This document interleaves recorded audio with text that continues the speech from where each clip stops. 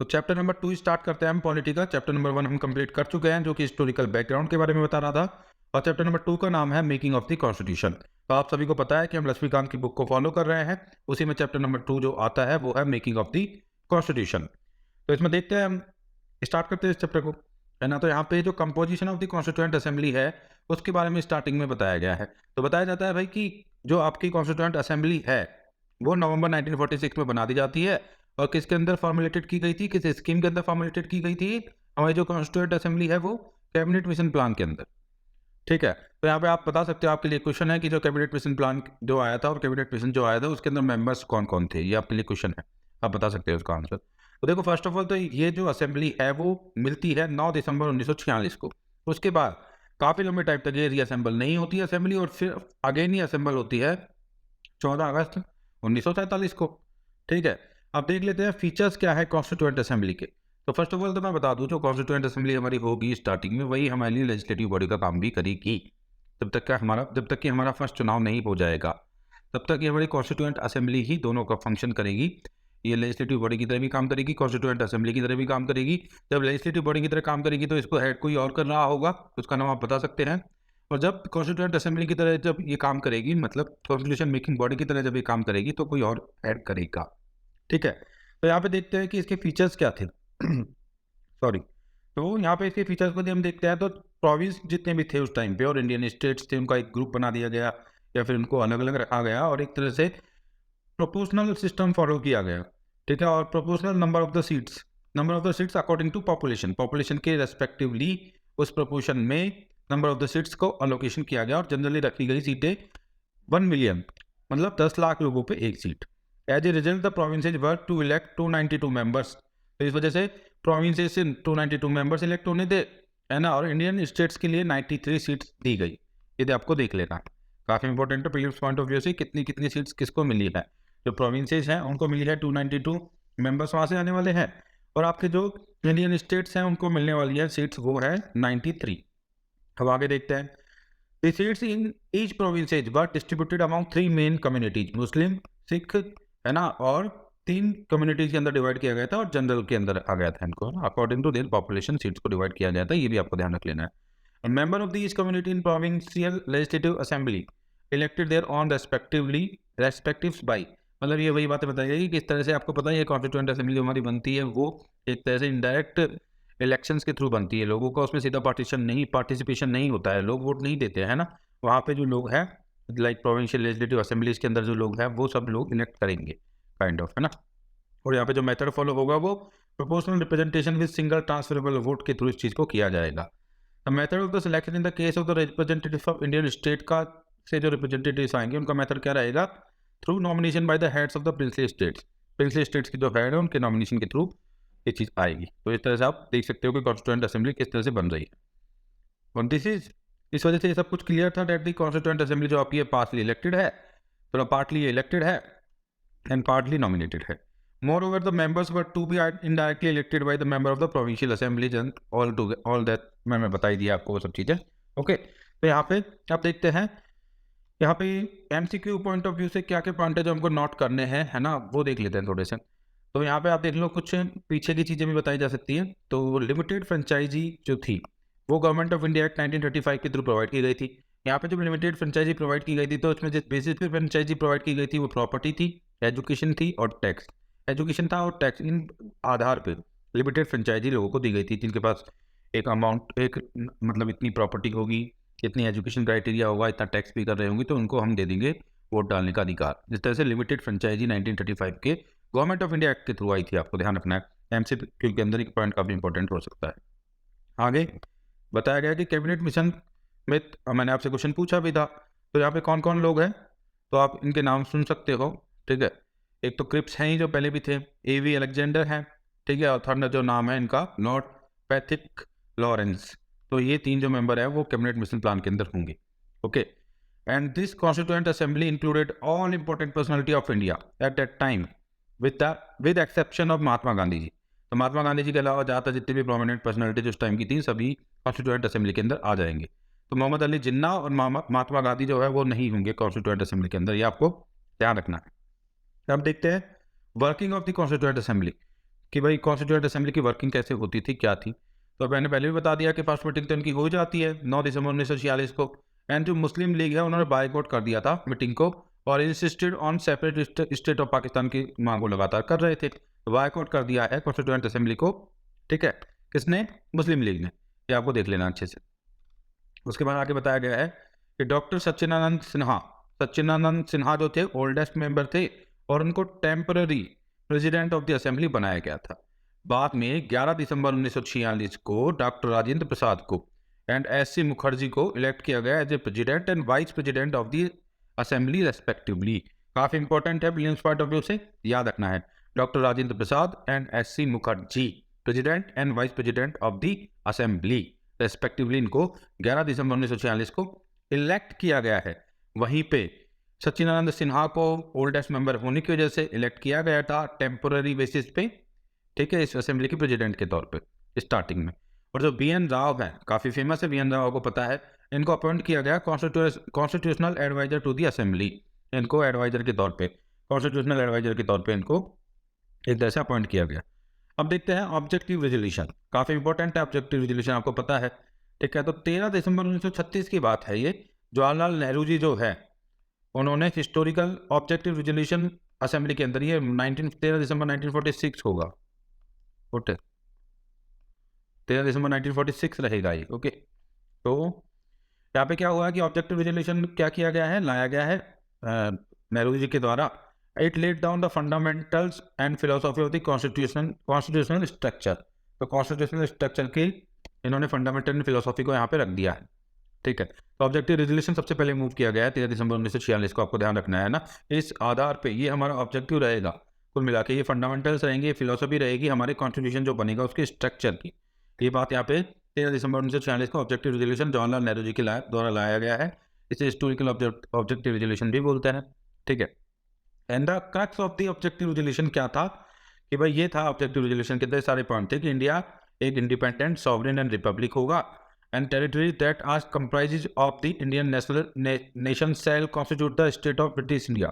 States of the British India और मतलब India nation के अंदर जो जो टेरिटरीज आएंगे वो स्टेट्स ऑफ ब्रिटिश इंडिया आएंगे और इंडियन स्टेट्स आएंगे।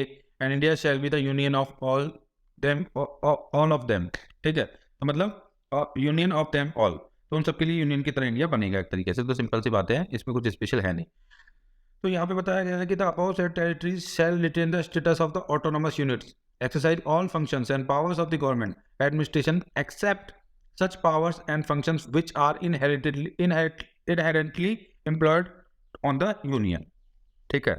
तो ये बातें इसमें बताई गई हैं। Then all power of and the authority of the sovereign independent India, जितनी पावर अथॉरिटी सब कुछ रहेगी। And organ of the government what drive from the, लोगों से निकलेगी, जितनी पावर निकलेगी, ध्यान रखना, लोगों से निकलेगी। It shall be guaranteed to all the people of the India justice, equality and status, equality before law, ठीक है, and freedom of thoughts and expression है, सब चीज़ होंगी। ये ऑब्जेक्टिव रेजोल्यूशन में रखा गया था। एडुकेट सेफगार्ड्स किए गए थे माइनॉरिटीज के लिए होंगे और backward and tribal areas, depress class वगैरह के लिए एडुकेट सेफगार्ड्स वगैरह की बात की गई। Integrity of the Indian republic shall be maintained and the sovereign rights on land, sea and air to be given, तो सॉवरेन राइट्स वगैरह इन सब चीज़ों के ऊपर दिए जाएंगे। Contribution to the promotion of the world peace and the welfare of the mankind to be provided. This resolution was unanimously adopted by Assembly on January 22, 1947। तो ये जो है 1947 जनवरी 22, 1947 को ऑब्जेक्टिव रेजोल्यूशन को एक तरह से यूनानिमसली अडॉप्ट कर लिया गया है। इस चीज़ को आपको ध्यान रखना है।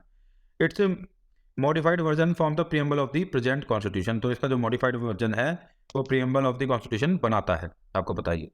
आप देखते हैं कि क्या क्या फंक्शंस परफॉर्म किए गए थे कॉन्स्टिट्यूएंट असेंबली के द्वारा।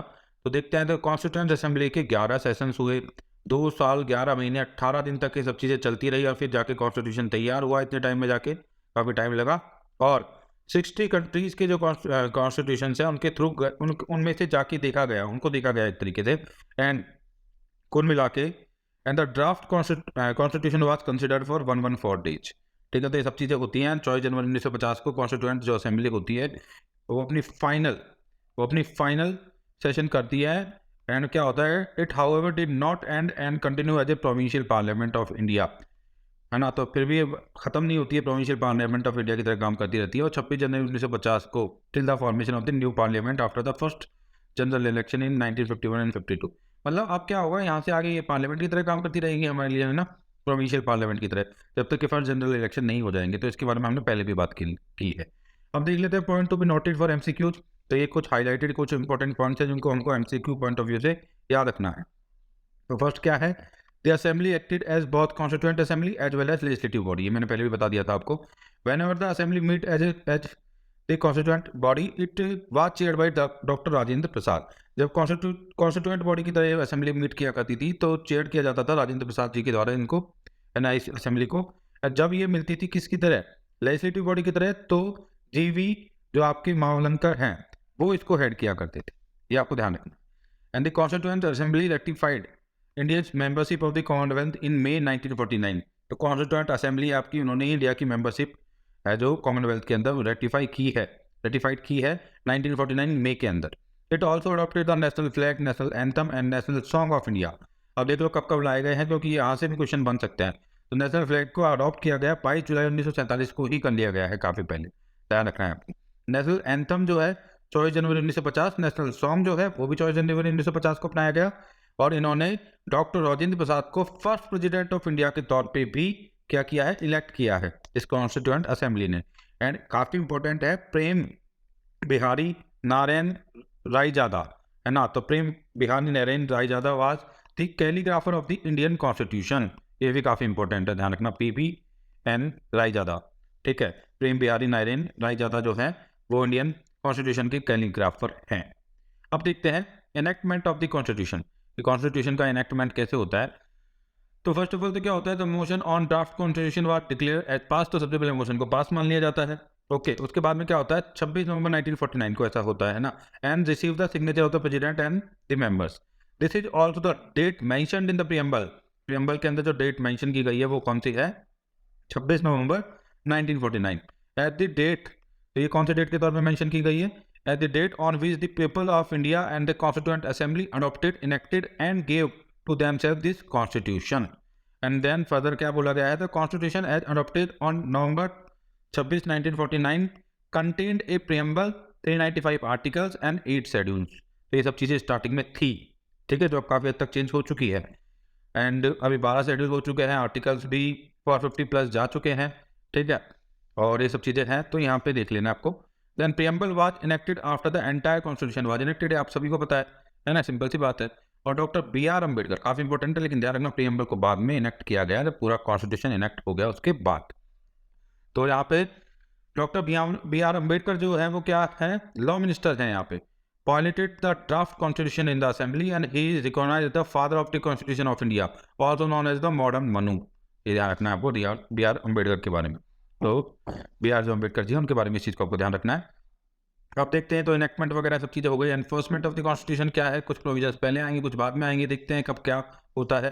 तो some provisions of the constitution pertaining to the citizenship, याद रखना है स्पेसिफिकली आपको, रीजन है कि यहाँ से सीधे क्वेश्चन आ जाते हैं, ठीक है। तो कुछ प्रोविजंस थे, काइंड ऑफ सिटीजनशिप, है ना, elections, provincial parliament, temporary and transitional provisions, ठीक है, sorry, temporary and transitional provisions and short title. ये सभी चीज़ें तो 26 नवंबर 1949 को इटसेल्फ कहाँ पे आ गई थी, इनफोर्स हो गई थी, फोर्स में आ गई थी। और जो बची हुई चीज़ें हैं, the remaining provisions which form the major part, वो बाद में 26 जनवरी 1950 को इनफोर्स होते हैं, ठीक है। And this day refer to in constitution as the date of its commencement and celebrated as the republic day.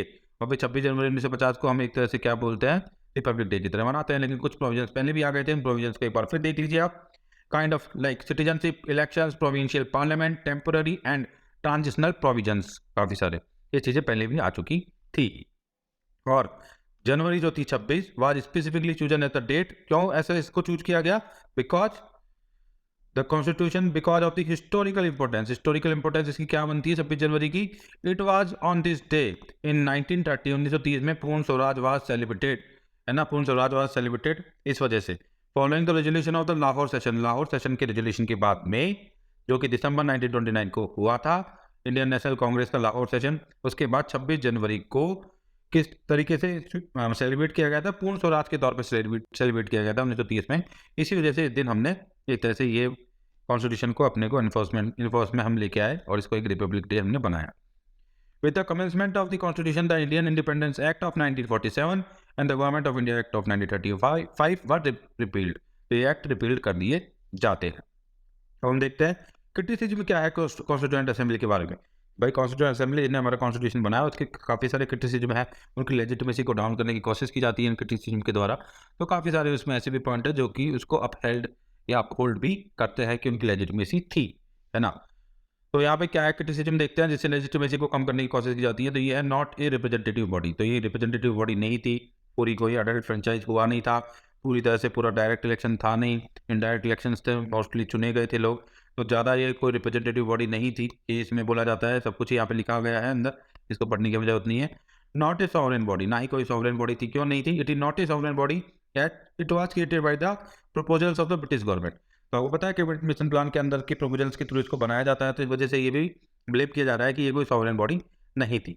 And time consuming था काफ़ी ज़्यादा, पूरा जो सिस्टम था काफ़ी ज़्यादा इसके अंदर टाइम लगा, ये भी बात की जा रही है यहाँ पे। And the framers of the American constitution took only 4 months, केवल उनको 4 महीने लगे, जबकि हमको कितने ज़्यादा टाइम लगा, 2 साल 11 महीने 18 दिन, तो काफ़ी टाइम लग गया। डोमिनेटेड बाई कांग्रेस, कांग्रेस के द्वारा डोमिनेटेड थी और पार्टियों का इतना इसमें कॉन्ट्रीब्यूशन नहीं था, ये भी काफ़ी बार ब्लेम किया जाता है। तो यहाँ पे ग्रेनविल ऑस्टिन जो है वो ब्रिटिश बोलते हैं कि ब्रिटिश कॉन्स्टिट्यूशनल एक्सपर्ट जो है वो रिमार्क करते हैं कॉन्स्टिट्यूएंट असेंबली ऑफ इंडिया को one party body in essentially one party country के अंदर वन पार्टी बॉडी की तरह इसको बताया जाता है। एंड लोअर पॉलिटिशियंस डोमिनेशन था इसके अंदर, आपको बताइए ज़्यादातर काफ़ी ज़्यादा लोग इसमें लॉयर वगैरह थे, तो ये भी इसमें क्रिटिसाइज किया जाता है। एंड इस वजह से काफ़ी ज़्यादा बल्कीनेस भी आ गई, क्योंकि हर चीज़ को उन्होंने नेटिविटी में लिखा है, कॉम्प्लिकेटेड भी कर दिया है इंडियन कॉन्स्टिट्यूशन को, ऐसा भी ब्लेम किया जाता है। एंड डोमिनेटेड बाय हिंदूज था, ये भी बात बोली जाती है। According to some critics the constituent assembly was a Hindu dominated body. तो ये सभी चीज़ें होती हैं यहाँ पे, है ना। अब देखते हैं हम, तो कुल मिला के हमने देखा यहाँ पे कि ये सभी चीज़ें ये ब्लेम किए जा रहे हैं, dominated by the Hindus and kind of, ये सभी ब्लेम है। अब हम देखते हैं आगे salient features of the constitution. अब हम स्टार्ट करेंगे कॉन्स्टिट्यूशन के सैलिएंट जो फीचर्स हैं हमारे, उनके बारे में हम बात करेंगे, ठीक है। तो ये हमारा चैप्टर नंबर 3 आ जाएगा एक तरीके से, है ना। तो चैप्टर नंबर 3 है salient features of the constitution जो है जिनकी हम बात कर रहे हैं, वो हमारा चैप्टर नंबर 3 रहने वाला है। ओके, तो देखते हैं the philosophy of the constitution से स्टार्ट करते हैं।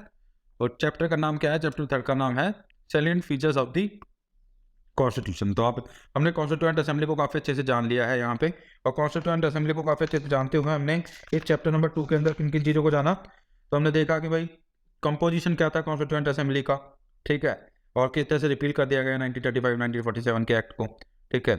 और उसके बाद में हमने देखा कि कौन सी चीज़ें कब इनेक्ट हुई है, कब इन्फोर्समेंट में आई हैं, ठीक है। और ये सभी चीज़ें हमने यहाँ पे जानी है स्पेसिफिकली। अब हम देखते हैं चैप्टर नंबर 3 जो कि है salient features of the constitution. Constitution की जो फिलोसॉफी है, उसके जो सैलिएंट फीचर्स है, उनके बारे में इस पर्टिकुलर चैप्टर के अंदर हम बात करेंगे। तो यहाँ पे बताया गया है कि भाई every constitution has philosophy of its own, हर कॉन्स्टिट्यूशन की अपनी एक फिलोसॉफी होती है। For the philosophy underlying our constitution we must look back into historical objective resolution. यदि हमें हमारे कॉन्स्टिट्यूशन की फिलोसॉफी को जानना है, तो हमें जो हमारा ऑब्जेक्टिव रेजोल्यूशन था, जो कि पहले ही लाया गया था पंडित जवाहरलाल नेहरू के द्वारा कॉन्स्टिट्यूशन को बनाने से पहले, उसकी तरफ हमको जाना होगा, ठीक है। जो कि कब लाया गया? बाद में, जिसको कि अडॉप्ट कर लिया गया था 22 जनवरी 1947 कॉन्स्टिट्यूएंट असेंबली के द्वारा। तो the ideals embodied in the above resolution is faithfully reflected the preamble of the constitution which summarize the aims and objectives of our constitution। तो हमारे constitution के जो aims and objectives हैं वो summarize वहाँ पे हो जाते हैं। तो what is the purpose of our preamble? preamble का purpose क्या है? The preamble is to our constitution serves two purposes। दो पर्पज सर्व करती है हमारी जो preamble है हमारे constitution को। एक तो है indicates the sources from which the constitution, तो पहली बात ये बताती है कि भाई कहाँ से कॉन्स्टिट्यूशन अपनी अथॉरिटी ड्राइव कर रहा है, और शोर्स के बारे में बताती है preamble. And it also state the objective which the constitution seeks to establish, ठीक है। दो चीज़ें प्रीएम्बल हमारी बताती है, जो कि ऑब्जेक्टिव रेजोल्यूशन का ही दूसरा फॉर्मेट है एक तरह से। एंड आगे यहाँ पे बताया गया है, आगे हम देखते हैं थोड़ा सा, यहाँ पे हम पढ़ते हैं what is the purpose of the preamble, है ना। तो फर्स्ट ऑफ ऑल तो हमने देख लिया फर्स्ट पर्पज के अंदर, और जो सेकंड पर्पज जो है, मतलब काफ़ी सारे पर्पज है प्रीएम्बल के, उसी को हम देखना है। तो importance and utility of the preamble has been pointed out in several decisions over our supreme court. आपको पता है सुप्रीम कोर्ट के काफ़ी सारे डिसीजंस के अंदर प्रीएम्बल का जो वाइटल रोल है, कि भूमिका है, उसको साफ साफ देखा जा सकता है। तो by itself it is not enforceable, हालांकि प्रीएम्बल इटसेल्फ इन्फोर्सेबल नहीं है in the court of law. The preamble seeks to establish and promote objective which the constitution seeks and also adds legal interpretation of the constitution where the language is found to be ambiguous. तो जहाँ पे भी language ambiguous होगी, preamble की help लेके उसको एक तरह से इंटरप्रिटेशन उसकी की जाएगी और चीज़ों को क्रिस्टल क्लियर करने की कोशिश की जाएगी। ठीक है, तो this is all about the preamble. हम देखते हैं what are the philosophies incident in the constitution. Constitution के अंदर कौन कौन सी फिलोसॉफीज एंसिडेंट की गई है, आई है। तो इसमें हम देख लेते हैं इंडिपेंडेंट एंड सॉवरेन। तो हम फिलोसॉफी देख रहे हैं हमारे कॉन्स्टिट्यूशन के अंदर क्या क्या फिलोसॉफीज है, उनको देखने के लिए हम जा रहे हैं। तो इसमें फर्स्ट ऑफ ऑल आता है कि इंडिपेंडेंट एंड सॉवरेन। तो इंडिपेंडेंट एंड सॉवरेन होने का मतलब क्या है? तो constitution of India unlike the presiding government of India act जो थे उनकी तुलना में क्या बोलता है, is not a gift of the British parliament. ये कोई ब्रिटिश पार्लियामेंट का गिफ्ट नहीं था प्रीएम्बल हमारी हमें, ठीक है। या जो हमारा constitution the constitution of India जो है, सॉरी कॉन्स्टिट्यूशन ऑफ इंडिया जो है कोई ब्रिटिश गिफ्ट नहीं था हमारे लिए। And it is ordained by the people of India through their own representative assembled in sovereign constituent assembly. The words we the people of India adopt, enact and give to ourselves this constitution declares that the ultimate sovereignty lies with the people of India. तो ultimate sovereignty किसके अंदर है? ultimate power कहाँ से आ रही है? people of India से आ रही है, आपको ध्यान रखना है। And sovereignty means the independent authority of a state. It means that the state has power to legislate on any subject. So this means sovereignty का मतलब क्या है वो मैंने बता दिया है। अब देख लेते हैं रिपब्लिक का मतलब क्या होता है। तो प्रीएम्बल डिक्लेयर्स इन है ना unequivocal terms that the source of the authority under the constitution is the people of India. तो हमारे यहाँ पे सोर्स ऑफ द अथॉरिटी कौन है? लोग हैं। While the Pakistan remains a British dominion until 1956, India ceases to be a dominion and declares herself a republic since the making of the constitution in 1949. It means a government by the people and for the people. तो इस तरीके की government हमारे यहाँ पे बन गई थी, इसका मतलब ही होता है रिपब्लिक एक तरीके से, ठीक है। बाद में आगे बताया गया है we have an elected president as head of our forest for our state and all office including that of the president will be open to all the citizens. तो ये सभी बातें बोल दी गई हैं। देन अगली जो फिलोसॉफी है कॉन्स्टिट्यूशन की वो है sovereignty not inconsistent with membership of the Commonwealth. भाई हमने कॉमनवेल्थ की जो मेंबरशिप उसको रेटिफाई कर लिया था, बट इसका मतलब ये नहीं है कि सॉवरेनिटी इसकी वजह से हमारी खत्म हो गई थी। सॉवरेनिटी तब भी हमारी कंसिस्टेंट थी। यहाँ पे बताया गया है द क्राउन ऑफ द जो इंग्लैंड है cease to be have any authority over India as soon as got independence. जैसे ही हमने इंडिपेंडेंस अचीव करते हैं हम, तो जो क्राउन है उसकी सॉवरेनिटी जो है वो खत्म हो जाती है कुल मिला के, है ना। उनकी जो अथॉरिटी है सॉरी वो खत्म हो जाती है इंडिया के ऊपर से। एंड बट इंडिया ने फिर भी डिसाइड किया to retain the membership of the British commonwealth nations without acknowledging allegiance to the crown. Allegiance हमने क्राउन की तरफ नहीं रखा है, लेकिन अपने आप को मेंबरशिप ऑफ ब्रिटिश कॉमनवेल्थ में रखने के लिए हमने मान गए थे हम, है ना। And this independent action of India converted the image of the Commonwealth from being a relic of imperialism into a free association of independent Nations. तो आप समझ चुके हैं कि ये कोई रेलिक नहीं था कि भाई जो लोग एक तरह से कॉमनवेल्थ जो है वो रेलिक शो नहीं कर रहा था इंपीरियलिज्म की, बट ये तो एक तरह से free association of independent Nations था। तो इसकी वजह से हमारी सोवरेनिटी कहीं पर भी खत्म नहीं होती है, यही बताने की बात की गई है यहाँ पे। जो फोर्थ नंबर पे फिलोसॉफी है हमारे कॉन्स्टिट्यूशन की क्या है? Promotion of the international peace. तो India in spite of being under the oppressive foreign imperialistic, ठीक है, इंपीरियलिस्टिक रूल, काफी लंबे टाइम तक हम इंपीरियलिस्टिक रूल के अंदर रहे, काफी ऑपरेसिव वो रूल था, बावजूद उसके it upheld the idea for the universal brotherhood and fraternity and stood strong for the promotion of the world piece. तो फिर भी हम क्या रहे? फ्रेटर्निटी के लिए स्ट्रांगली खड़े रहे, प्रमोशन ऑफ वर्ल्ड पीस के लिए। And this idea of our leaders was incident in Article 51 of the Constitution. Article 51 of the Constitution के अंदर ये आइडिया को इंसिडेंट भी किया गया है, रखा भी गया है, ठीक है। Thus India declared her sovereignty to manage her own affairs without holding the stand of the isolation. तो अपने आप को आइसोलेशन में नहीं रखते हुए और हमने स्वीकार किया अपनी सोवरेनिटी को हम मैनेज करेंगे ऑन अफेयर्स को, holding the stand of holding the, again I am repeating this line, Thus India declared her sovereignty to manage their own affairs without holding the stand of isolationism. तो मतलब कुल मिला के हम sovereign रहेंगे, इसको India ने बोला है। एंड ठीक है, आगे चलते हैं। Indian sovereignty is thus consistent with the concept of world international peace and universal brotherhood के साथ हमारी जो सोवरेनिटी है वो बनी रहती है। इन सब चीज़ों को पैरेलली साथ में लेके चलते हैं हम, फिर भी हम सॉवरेन हैं। तो ये काफ़ी अच्छी बात है। एंड इनकी वजह से हमारी सोवरेनिटी के ऊपर कोई इम्पैक्ट नहीं पड़ेगा। इन सब चीज़ों की वजह से हमारी सोवरेनिटी के ऊपर कोई इम्पैक्ट नहीं हो रहा है। दिस इज क्रिस्टल क्लियर एकदम, ओके। अब आगे देखते हैं हम थोड़ा सा। Just a minute.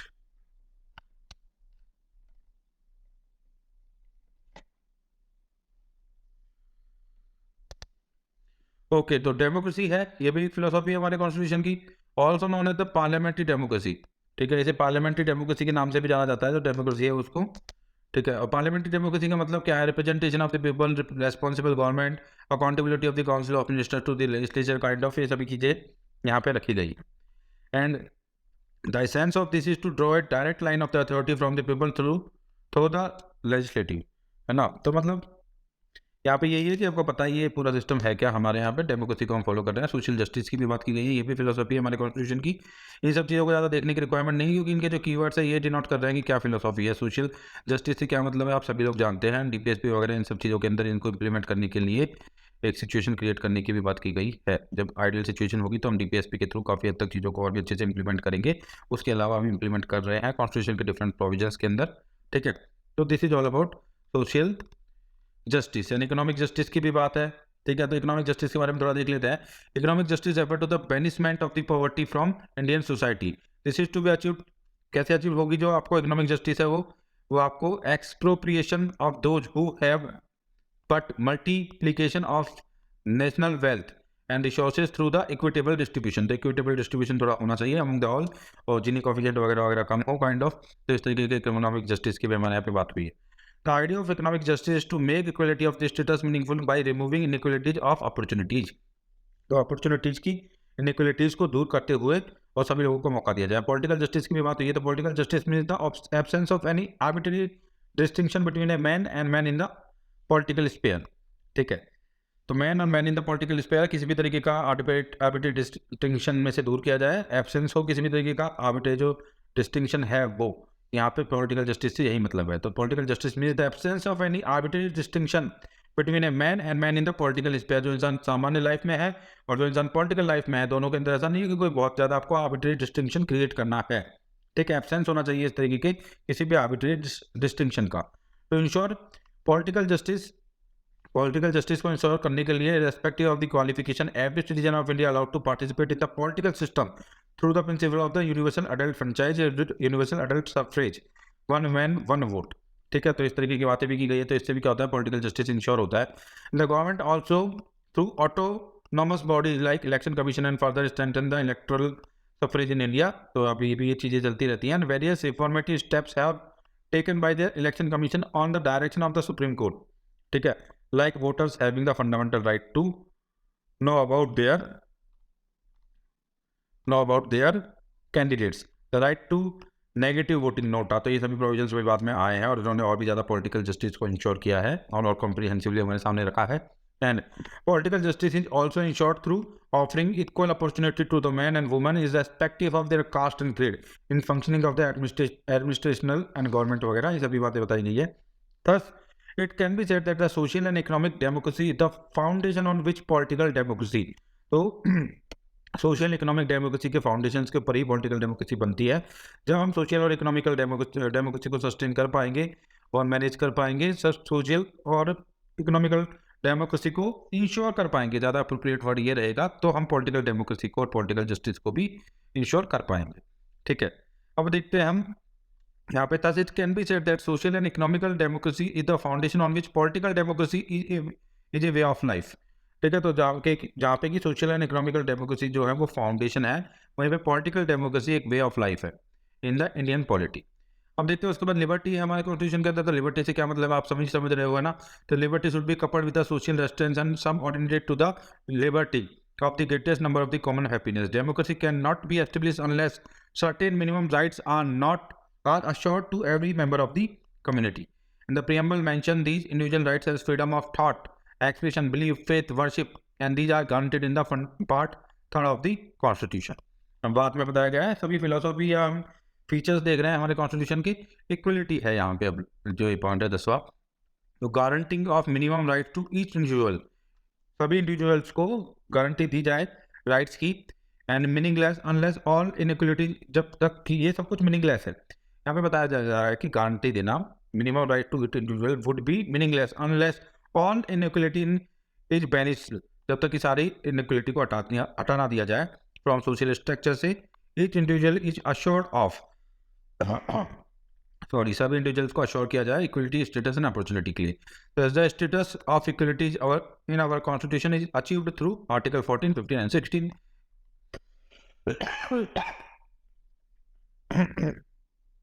सॉरी। तो ये आपको पता ही है एंड आगे बताया गया है इसी के अंदर। The constitution provides for both civic equality and political equality की बात करता है। Civic equality like abolition of untouchability, equality before law, equality of opportunity, abolishing the discrimination, ये सभी civic equality create करने की कोशिश है इन सभी चीज़ों के थ्रू, ठीक है। And political equality means by providing political rights like universal adult franchise in Article 326।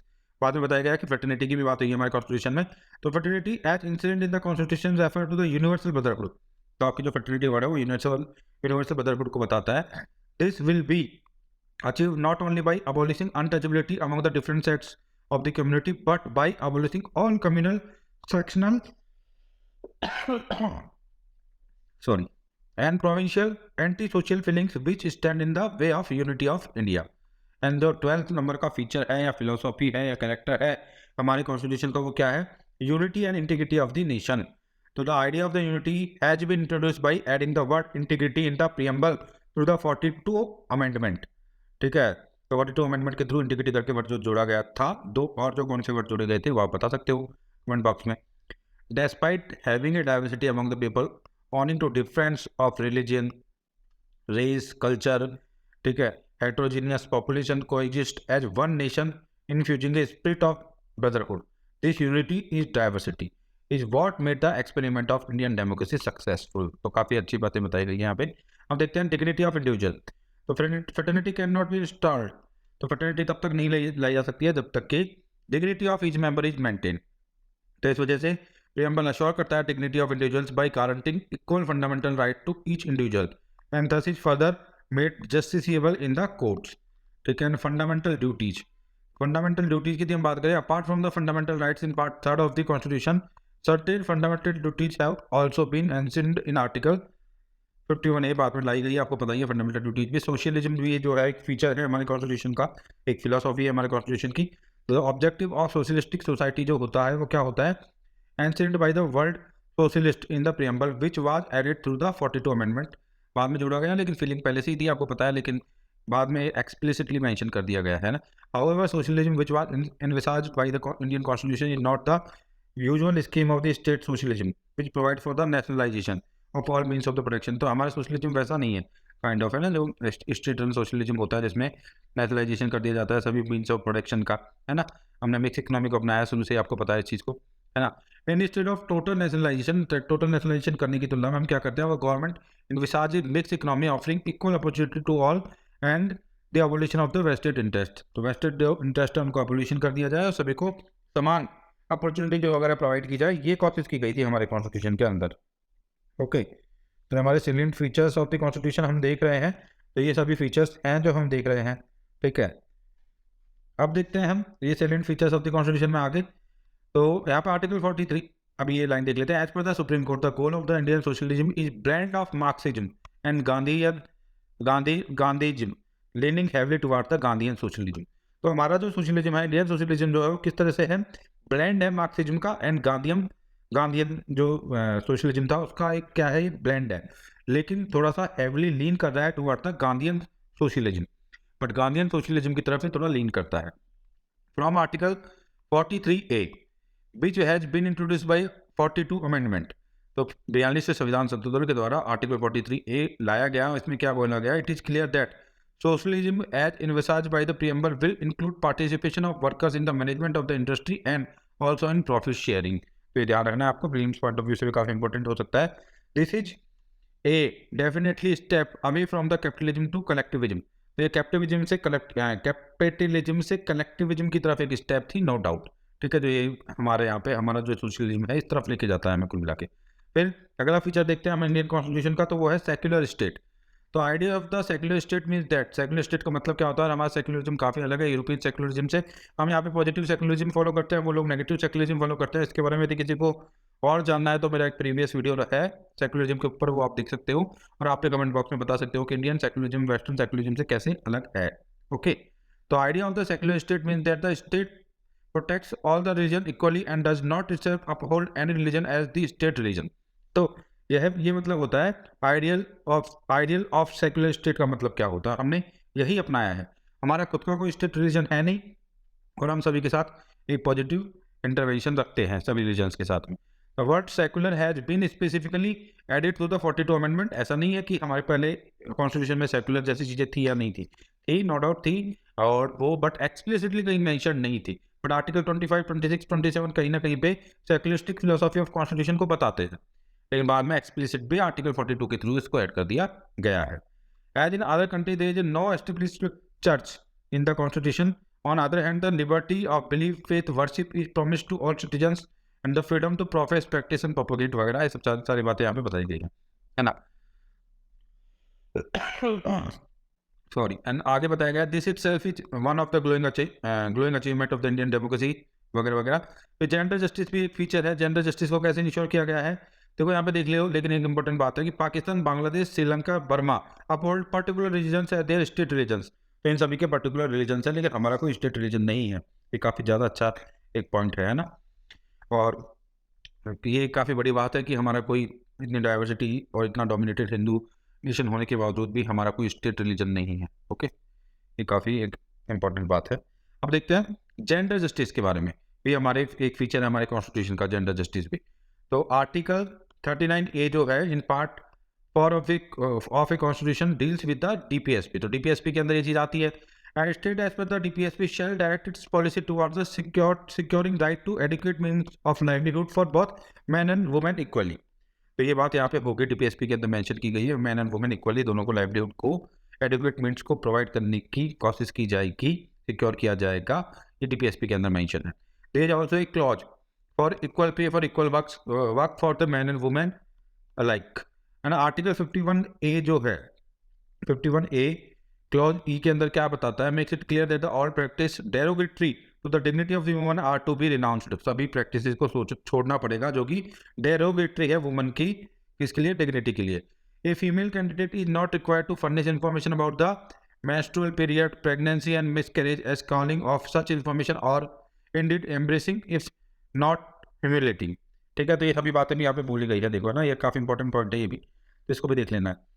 The requirement that a married woman should obtain her husband's consent before applying for the public employment was upheld invalid and unconstitutional। तो ये भी काफी important point है।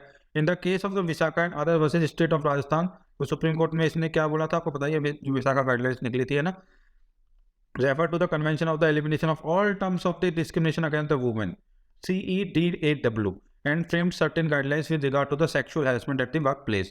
तो ये भी काफी important था।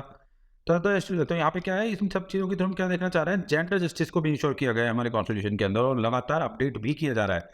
और जैसे विशाखा गाइडलाइंस का आना और डिफरेंट काइंड्स ऑफ वर्डिक्ट्स का आना, इस चीज़ को शो करता है कि कंटिन्यूसली जेंडर जस्टिस को मतलब इंश्योर पहले भी किया गया था कॉन्स्टिट्यूशन में, और अभी भी लगातार अपडेट करते हुए जेंडर जस्टिस को इंश्योर करने की कोशिश की जा रही है। The constitution and the supreme court have recognised the equal measure the right of the equality and the human right to be live with dignity for both women and man equally kind of, है ना। Conclusion यदि हम देखें सारे features पढ़ने के बाद, Indian constitution के सारे फीचर्स को पढ़ने के बाद यदि हम कंक्लूजन के ऊपर जाते हैं, तो यहाँ पे है combining the ideas of the political, social and economical democracy with that of the equality and fraternity, the preamble seeks to establish what Mahatma Gandhi described as the India of my dreams, ठीक है, namely an India in which poorest shall feel that it is their country, in whose making they have an effective voice. There can be no room in such an India for the curse of untouchability or the curse of intoxicating drinks and drugs. Women will enjoy the same rights as the men।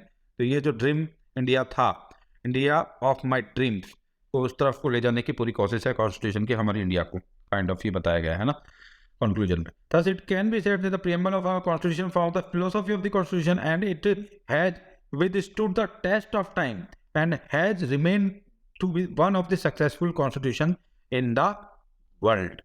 ठीक है, तो ये सब कुछ रहा है। तो this is all about the features of the constitution.